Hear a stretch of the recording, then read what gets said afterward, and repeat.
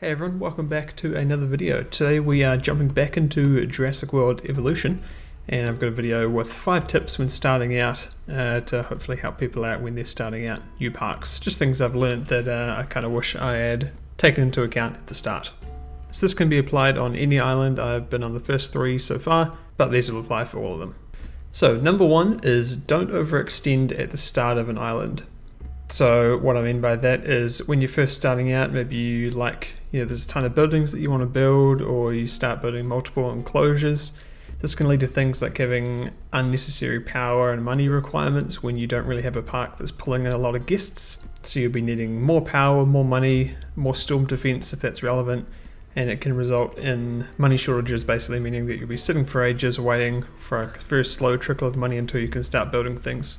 So I found it's better to invest in a small park to start with, just get people coming through the gate, get people interested, and then you'll have enough money to start expanding and building those maybe more exciting buildings and more dinosaur enclosures later on.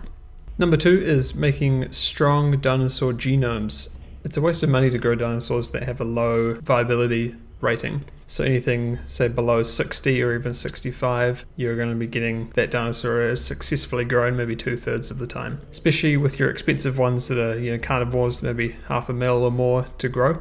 It can take a lot of money and not get a whole lot out of it if 1 of 3 or half of all the dinosaurs you're growing in that genome are failing. So what you probably want to do is make sure you've got enough fossils and a strong enough genome to start growing. So once you're getting up like 70% or so, and then you'll be not losing as much money trying to grow expensive dinosaurs. So I would focus on creatures that you have strong DNA for, and then once you've got, again, money coming into your park, you can maybe get a bit more risky. But at the start, you want to make sure you've got a decent money flow coming in, and that involves not wasting all your money on trying to grow dinosaurs with a low viability. So focus on getting a few reliable ones before you expand your catalogue.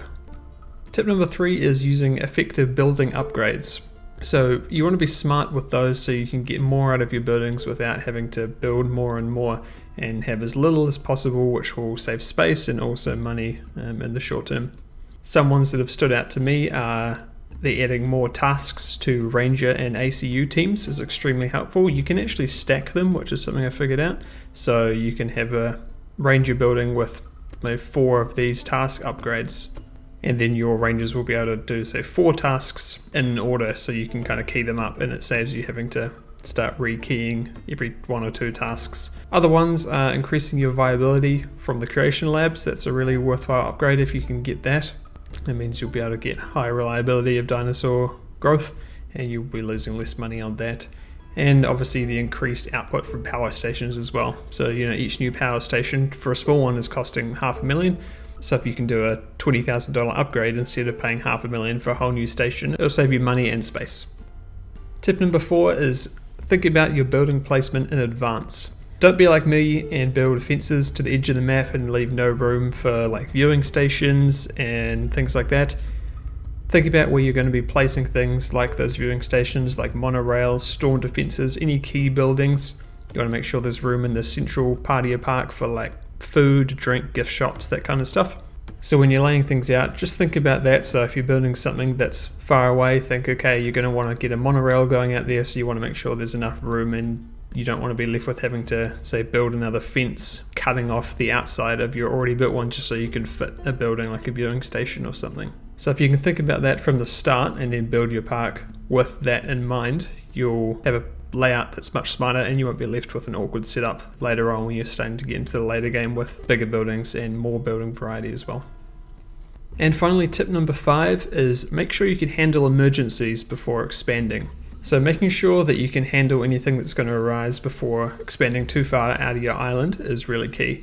So there's no point building, say, 3 carnivore pens when you only have maybe 1 ACU helicopter with the ability to start tranquilizing them. So if they start escaping and breaking out and eating your guests, you want to make sure you can handle that fast, because when people start dying, they tend to not want to come to your park. So make sure you've got enough ACU teams to handle any breakouts, that kind of stuff.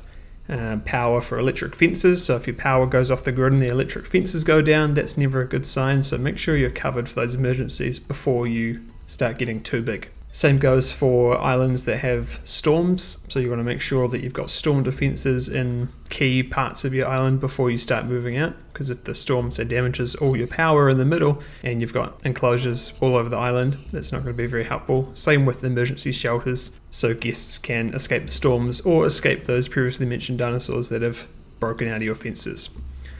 So making sure you're covered for things like this will save you a lot of problems in the future, and that will also ensure you're all prepared before biting off more than you can chew. So that's my 5 quick tips to starting off in Jurassic World Evolution. I'm sure there's many others that would help as well, but those are 5 things that have stood out for me that can hopefully help some of you guys out there. If anyone does think of any other ones, feel free to leave them down in the comments down below. Thanks for watching, and we'll see you next time.